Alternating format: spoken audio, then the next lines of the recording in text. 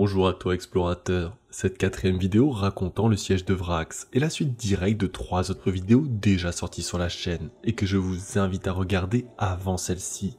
Bon visionnage à vous. Durant 9 longues années, le siège s'est enlisé.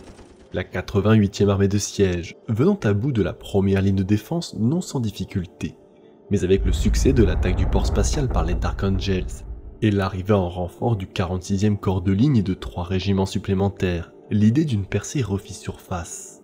Celle-ci ayant dû être abandonnée après la contre-offensive d'envergure réalisée par les défenseurs, qui a eu pour effet de saigner à blanc les rangs de la Death Corps. Affaiblie, celle-ci s'est alors contentée de tenir sa position dans l'attente d'une percée. Malheureusement pour le seigneur Zukiel, commandant de cette force, le temps venait à lui manquer. On lui avait donné 12 ans pour reconquérir Vrax et 9 années s'étaient déjà écoulées.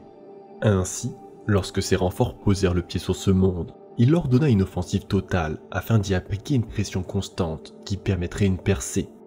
Lentement, inexorablement, la lourde machine de guerre qui était devenue la 88e armée de siège se mit en branle. On fit positionner l'artillerie, on renforça les compagnies décimées, on nettoya les champs de mines, et en 101-822 M41, l'offensive put être lancée. Mais l'ennemi n'était pas dupe, et les préparatifs avaient été observés depuis les fortifications. Ainsi un bombardement constant fut réalisé sur les lignes impériales, afin de les ralentir. Malheureusement ce ne fut pas suffisant, et en 89-822 M41, l'ensemble de l'artillerie de la 88e armée de siège rugit en même temps, illuminant le ciel et faisant pleuvoir la mort sur les hérétiques. Toute la journée et toute la nuit, les canons tonnèrent afin de briser les défenseurs, faisant trembler le sol au-dessous et en dessous d'eux sous la force de ces explosions. Mais ils demeuraient toutefois en sécurité, profondément retranchés sous des kilomètres de ferro-béton. Puis dans la nuit, les tranchées impériales commencèrent à se remplir de soldats, d'équipements. Près de 2 millions d'hommes attendaient maintenant sous un ciel d'encre, seulement éclairé par la tempête de feu au-dessus d'eux. À l'aube, la fureur du barrage cessa, et un silence sinistre s'installa. Quelques secondes plus tard, l'ordre fut donné par les haut-parleurs Vox des tranchées, et les hommes se précipitèrent sur les échelles, escaladant les parapets pour se jeter dans le No Man's Land. Mais l'ennemi les attendait, et lorsque le bombardement cessa, il se mit en position, prêt à vendre sa peau aussi cher qu'il pouvait. Les batteries de défense qui avaient survécu se mirent alors à faire feu sur les attaquants, les fauchant tels du blé, dans la poussière résultant du feu de l'artillerie. Les tirs étaient aléatoires, mais avec autant d'hommes lancés à l'assaut des fortifications, chacun d'eux fit mouche. Dans le No Man's Land, des escouades entières furent décimées en quelques secondes, coupant net la fureur des attaquants. Mais dans d'autres secteurs, les progrès furent plus importants, et malgré les pertes à un certain nombre d'endroits, la Death Corps avait déjà atteint la seconde ligne de défense. Et lorsqu'on lança les vagues suivantes afin d'enfoncer le clou, l'ennemi dut redoubler de vigueur pour les repousser. Après 7 jours de conflit, la percée tant souhaitée n'avait toujours pas eu lieu. Mais la pression constante appliquée contre les défenseurs fut maintenue. Et lorsque le colonel Atas de la 468e mit au point un plan consistant en une attaque de nuit contre les tranchées ennemies, on eut bon espoir qu'elles finissent par arriver. Rassemblant toutes ses compagnies d'artillerie pour soutenir son opération, son plan était assez simple. Il dirigerait personnellement l'avant-garde des compagnies d'assaut, qui sous le couvert d'un bombardement nocturne soutenu, avancerait à travers le No Man's Land pour se rapprocher le plus possible de l'ennemi. Puis, on arrêterait le bombardement le temps de permettre aux compagnies de franchir les 50 mètres restants, afin d'attaquer et de prendre les tranchées hérétiques. Et en 124-822 M41, par une nuit noire, on mit son plan en exécution. Les compagnies d'assaut avec Atas à leur tête se faufilèrent dans un déluge d'explosions, jusqu'aux lignes ennemies, et au moment souhaité, le bombardement se décala d'une 50aine de mètres en avant, laissant au colonel Atas le temps de lancer son assaut. Et la surprise fut totale, l'ennemi n'ayant pas le temps de réagir, leurs abris furent piégés avec des grenades et nombre d'entre eux s'enfuirent à la simple vue de la Death Corps. Haranguant ses hommes, Atas les menait à travers les tranchées, jusqu'à tomber nez à nez avec un monstre. Un ogre de près de 3 mètres de haut, tout en muscles et en rage, il lui assena un tel coup de massue que le colonel fut broyé dans son armure, faisant voler son corps à près de 6 mètres de haut. Inconscient d'avoir tué le chef de l'armée adverse, le bête folle chargea à travers une pluie de laser dans les lignes impériales jusqu'à ce qu'une grenade craque finisse par le déchirer en deux. Malgré la mort du colonel Atas, à l'aube ils étaient passés, traversant en ce point la deuxième ligne de défense, et lorsque la nouvelle parvint au commandement, on envoya toujours plus de renforts afin de faire de cette percée une réussite. Chars, escadrons de cavaliers de la mort, galopaient à toute allure pour empêcher toute contre-attaque ennemie, et tout comme la première percée 8 ans en arrière, celle-ci vit s'effondrer la deuxième ligne de défense comme un château de cartes. Le barrage ayant finalement cédé, et les soldats de Krieg se déversaient tel un tsunami sur les défenseurs paniqués, qui se repliaient dans le désordre vers la citadelle, kilomètre par kilomètre. La Death Corps avançait sans rencontrer d'obstacles. Lorsqu'ils pénétrèrent dans la zone d'Ab 2, les combats tournèrent à la guerre urbaine. Mais encore une fois, nul ne semblait pouvoir arrêter les hommes de l'Imperium, et la zone d'Ab fut rapidement encerclée, les défenseurs proprement éradiqués. Mais, tout comme la première percée une fois la seconde ligne traversée, il fallut du temps aux forces impériales pour se réorganiser, faire venir les hommes, les tanks et les munitions nécessaires afin de prendre d'assaut la ligne de défense intérieure. Alors que les attaquants montèrent le siège devant ces murs, le commandant avait en tête que les 9 années de combat et de sacrifices qui avaient fait de ce siège l'une des zones de guerre les plus sanglantes du 41e millénaire n'avaient pas été vaines. La citadelle était toute proche maintenant, et avec elle la victoire sur ce monde.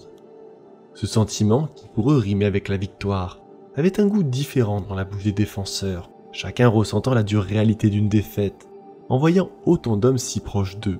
Mais au sein de la citadelle, le cardinal Xaphan ne le voyait plus. L'apocalypse était là pour lui, plus rien n'avait d'importance. Seul comptait désormais la mort et la destruction de ses ennemis. Il ne souciait plus ni de la victoire, ni de la défaite. Ses rêves de chasser la corruption tapie au sein de l'Imperium avaient disparu depuis longtemps. Le diacre Mammon y avait veillé durant ces longues années de siège, jusqu'à ce qu'il finisse par croire lui aussi au discours qu'il avait prêché aux hommes et aux femmes de Vrax. Corrompant petit à petit son esprit, pour lui désormais, l'Imperium était perdu à jamais. Seul subsistait le cardinal et son monde comme unique rempart contre ces horreurs. Il n'en fallait pas plus pour faire du seigneur Arcos son plus fidèle confident. Malgré sa défaite contre les Dark Angels, celui-ci éclipsa le diacre Mammon comme conseiller de confiance. Travaillant avec lui dans l'ombre, il lui offrit les compétences si particulières de sa légion, dans la tromperie et la dissimulation. Et le pauvre cardinal fut bientôt plus que le jouet d'un tel homme. Convaincu que l'empereur lui avait désormais tourné le dos, l'esprit brisé de Xaphan se replia sur lui-même. Pendant des jours, il demeura reclus dans ses appartements, le regard vide, absent, et dans ses rares moments de lucidité, il exprimait sa frustration face aux victoires des attaquants. Les rapports interminables de ses victimes après chaque assaut déclenchaient chez lui une sombre fureur. Que pouvait-il faire maintenant? Le sort semblait comme se jouer de lui. Mais encore une fois, Arcos avait une solution. Il connaissait un moyen de vaincre. Et lorsque la Death Corps franchit la deuxième ligne de défense, il lui proposa un plan. D'autres pourraient se rallier à lui s'ils le souhaitaient. Nombreux étaient ceux qui croyaient en la justice de sa cause. Il fallait seulement leur demander. Une étincelle brilla dans les yeux du cardinal, un léger hochement de tête, suffisant à condamner tout son peuple. Laissant le cardinal seul dans son enfer personnel, Arcos convoqua son sorcier, afin qu'il commence un rituel sanglant pour mener toujours plus de disciples des dieux sombres sur Vrax. En quelques heures, les sentinelles de Krieg signalèrent des faits inhabituels. On vit d'étranges nuages oranges se rassembler, et l'horizon fut rapidement éclairé de lumière rougeâtre, peignant le ciel de la couleur du sang. Au fil des jours, l'orage s'intensifia pour progressivement se transformer en un maelstrom montant haut dans le ciel. Après 9 années de conflit, la Death Corps était peut-être en train de gagner la guerre, mais ce qui allait arriver sur eux serait pire que tout ce qu'ils avaient connu depuis. Les forces impériales ayant involontairement déclenché l'étincelle nécessaire à la réalisation du rituel, lorsqu'ils avaient franchi triomphalement la deuxième ligne de défense, toutes ces émotions, ces morts, avaient alimenté un signal envoyé dans le Warp, que d'innombrables sacrifices entretenaient depuis. C'était un appel, une déclaration sur laquelle ce monde était mûr pour la cueillette. Et les forces tapies dans l'œil de la terreur l'entendirent, chacun d'eux y répondant. Tous attirés tels des papillons de nuit par cette lumière, promesse de carnage à une échelle sans précédent. La station de vigilance DM498-066 se mit à émettre.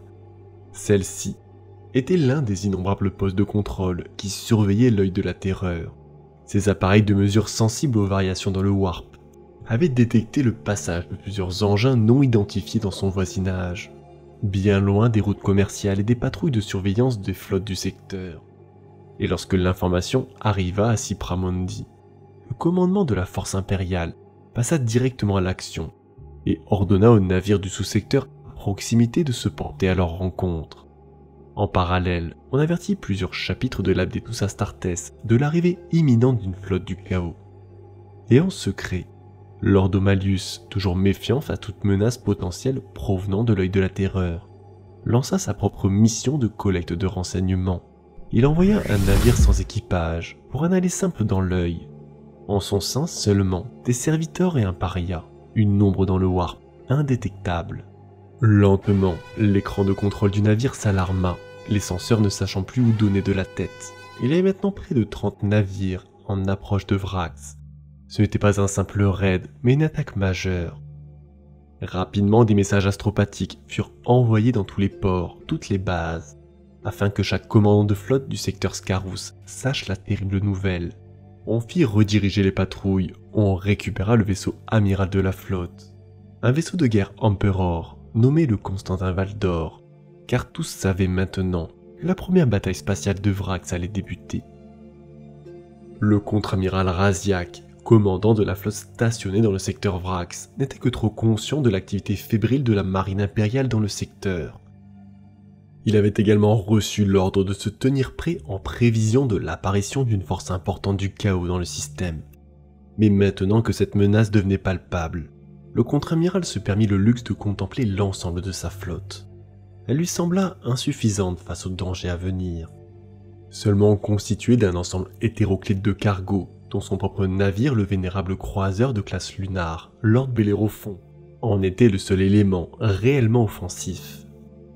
Son rôle depuis 9 ans ayant été uniquement de surveiller le vide et d'organiser les longs convois de navires de transport qui alimentaient en hommes et en équipement le conflit. Le contre-amiral et son état-major n'étant en aucun cas de taille à s'engager dans un conflit majeur. Son propre croiseur, fonctionnant avec un équipage réduit, ses matelots ayant été redéployés sur d'autres zones de guerre. Quant aux autres navires, ils souffraient eux aussi du manque d'hommes et d'entretien. En tout et pour tout, il n'y avait sous ses ordres que 7 nefs, dont des escorteurs et des vaisseaux de défense. Somme toute bien peu pour le conflit à venir. Mais immédiatement, les officiers et les maîtres d'équipage de Raziak commencèrent à rassembler des hommes des corps de travailleurs de Arphitas, détenus, qui avaient été envoyés sur Vrax afin d'y creuser les innombrables lignes de chemin de fer qui alimentaient continuellement le front. Les besoins de la marine impériale ayant supplanté ceux de l'Astra Militarum, et nombreux ouvriers se transformèrent en matelots. Le contre-amiral fit également inspecter les cargos présents sur Vrax, qui faisaient la navette entre la flotte et la surface, afin d'éviter les installations de défense intactes du port spatial. Et il eut ici de la chance, en la présence d'un immense vraquier du nom de l'Isramor, qu'il fit réquisitionner.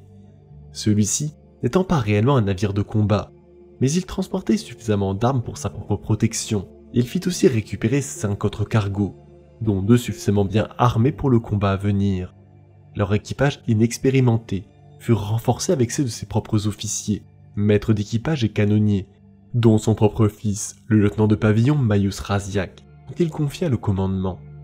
Cependant, les 3 derniers furent jugés inutilisables, et on les dépouilla de leur équipage, ne laissant qu'un nombre réduit de quelques volontaires, auxquels il fallait ajouter les explosifs et le combustible, afin de les transformer en brûlots, véritables bombes que l'on lancerait sur l'ennemi. Bien que clairsemée, cette flotte de 13 navires dépareillés se porta à la défense de ce monde. Mais étant donné la taille de l'armada adverse, tous savaient que cela ne serait pas suffisant. Seul un miracle ou la main de l'empereur permettrait de retourner l'issue des combats. Malheureusement pour le contre-amiral, ses prières restèrent sans réponse. Et lorsque ces éclaireurs signalèrent la présence de 3 navires de classe infidèle en approche, tous savaient que l'ennemi allait les trouver. 6 jours plus tard, en 54-823 M41, ce fut pas moins de 14 signatures énergétiques différentes qui furent observées en train de contourner les champs d'astéroïdes extérieurs, afin de se diriger directement vers Vrax Prime, droit sur eux. Le plan de Raziak était simple, sa flotte s'approcherait comme un seul homme, étroitement déployée afin d'éviter qu'elle ne soit divisée. Et avec de la chance et une solide discipline, pensa-t-il, il pourrait infliger suffisamment de dégâts à l'ennemi pour que leur flotte estime plus sage de se retirer. Alors que les deux armadas convergeaient, les équipages de fortune de Razak se mirent en position de combat. Des munitions supplémentaires furent empilées. On renforça les cloisons et les portes furent scellées pour contenir les inévitables incendies qui arriveraient. Mais loin de cette agitation, sur le pont supérieur du Lord Bellérophon, assis dans sa passerelle de commandement, Razak se tenait lui calme et silencieux, observant ses terminaux. Là-bas, dans le vide, approchait une force d'une toute autre ampleur, avec à leur tête un véritable léviathan du vide, un cuirassé de classe des spoilers, une quasi-légende parmi les officiers du segmentum obscurus, l'un des plus grands modèles de navires jamais construits, capable de raser des mondes, et dont les cales étaient pleines de chasseurs, bombardiers et autres vaisseaux d'attaque. Une bête contre laquelle le petit croiseur ne pourrait pas faire le poids. Le moral de Razak vacilla durant un bref instant face à l'étendue de sa tâche, lorsque la formation ennemie se divisa en deux. Il eut un moment de doute, l'ennemi le contournait. 5 navires menés par le cuirassé de classe des spoilers du nom de l'Anaki Hurt fonçaient directement sur Vrax, alors que 9 autres navires avec à leur tête un croiseur de classe Styx nommé The Blood Dawn se dirigeaient vers eux. Se ressaisissant, le contre-amiral dit à ses hommes: « Maintenez le cap et la vitesse actuelle, feu à pleine puissance !» Le pont du Lord Bellérophon trembla lors de la libération des torpilles. Devant son moniteur, Razak suivait leurs traces, alors qu'ils approchaient de leur cible. La première manqua de peu l'Anaki Hurt, tandis que la seconde percuta ses boucliers Void sans dommage. La troisième n'eut pas plus d'effet, détruite par un tir défensif, tandis que la quatrième fonctionna mal et explosa avant impact. La cinquième fut-elle esquivée par un destroyer iconoclaste qui faisait partie de l'escorte du cuirassé, l'agilité du petit navire ayant eu raison du projectile. Mais la sixième provoqua l'acclamation de l'équipage de la passerelle lorsqu'elle frappa un autre destroyer iconoclaste, l'ogive à fusion submergeant les générateurs de boucliers du navire et provoqua un embrasement de sa coque, où s'évacua désormais un plasma incandescent. Puis en un instant le vaisseau se transforma en une boule de feu, avant de disparaître dans le vide de l'espace. Mais la riposte fut terrible, lorsque les lourds canons du despoiler ouvrirent le feu. Les générateurs de boucliers hurlèrent de défi face aux volets de bord soutenus du cuirassé, mais ils pouvaient riposter à cette distance. Ils se devaient de s'approcher s'ils souhaitaient pouvoir rendre l'appareil.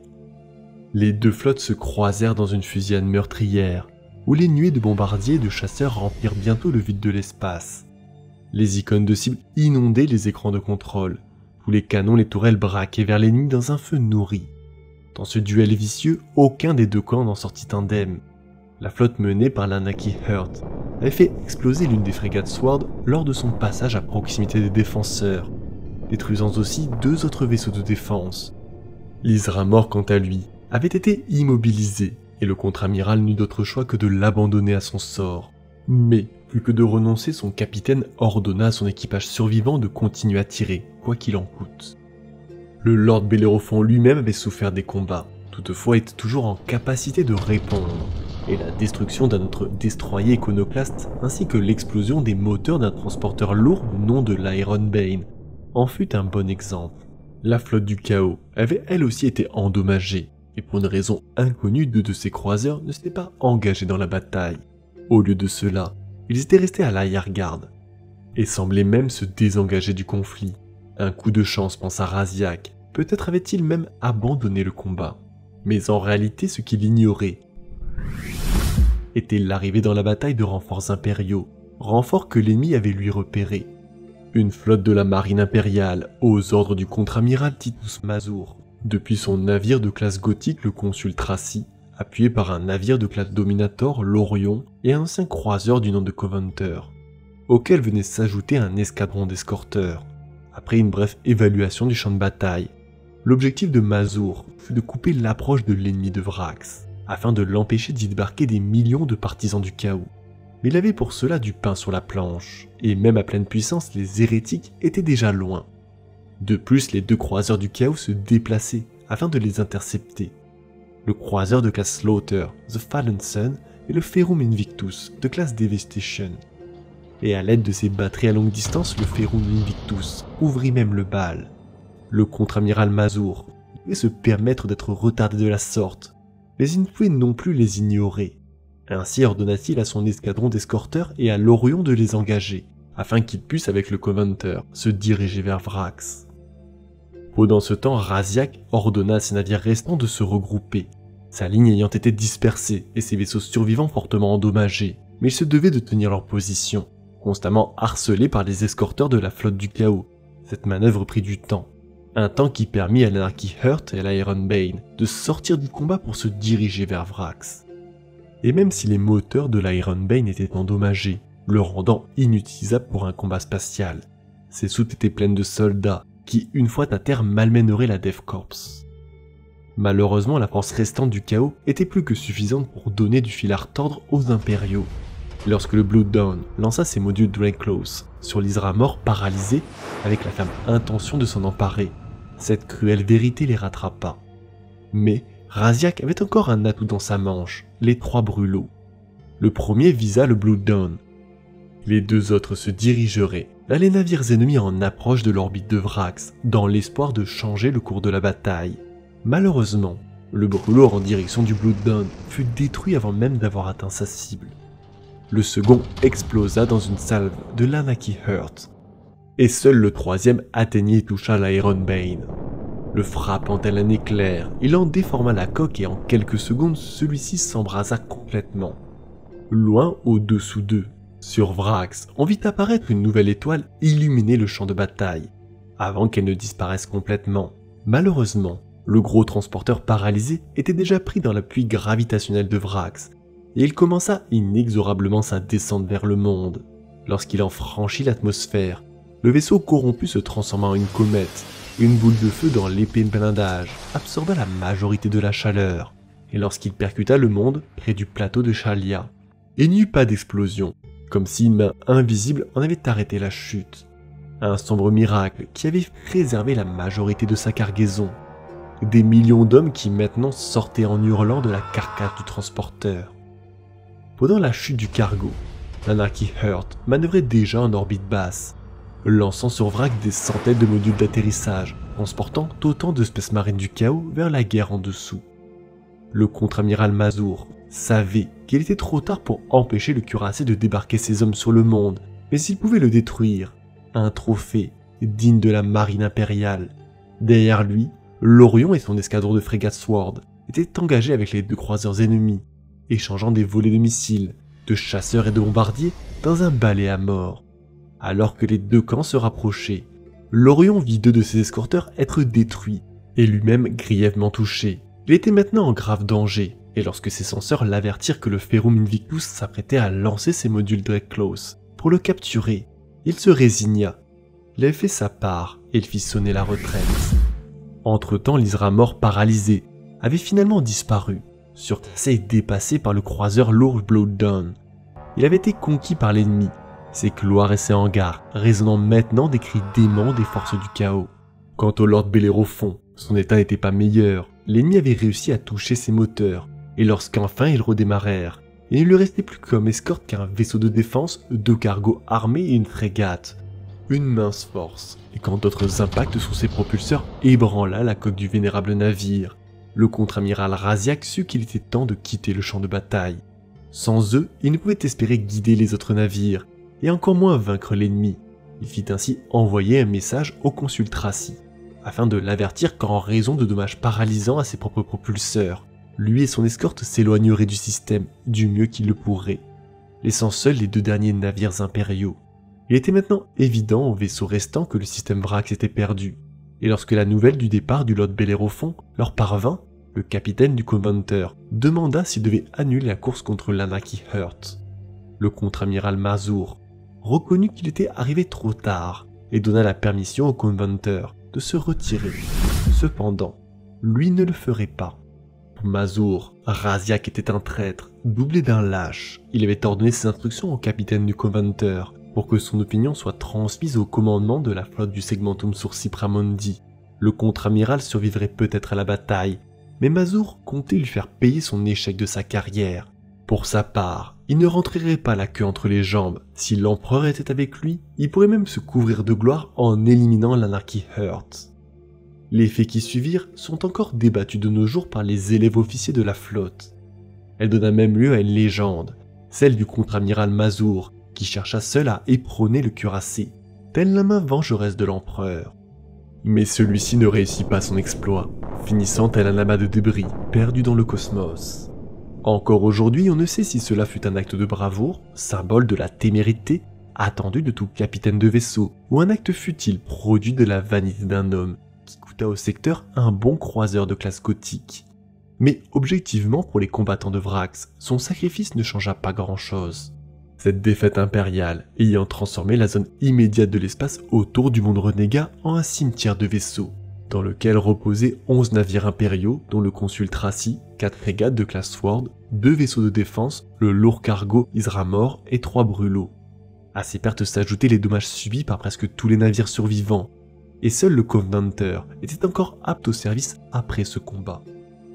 Parmi la flotte ennemie, les pertes elles étaient minimes, avec la chute de l'Iron Bane et la destruction de 4 escorteurs de classe Infidèle et Iconoclaste. Mais leur victoire, elle, était totale. Ils pouvaient dès lors décharger leur cargaison de malheur sur le monde Arsenal, des sauvages berserkers de cornes, prompts à réduire en bouillie leur adversaire, des Iron Warriors, dont l'expertise en matière de siège allait grandement aider le cardinal apostate, et nombreux autres descendirent à terre.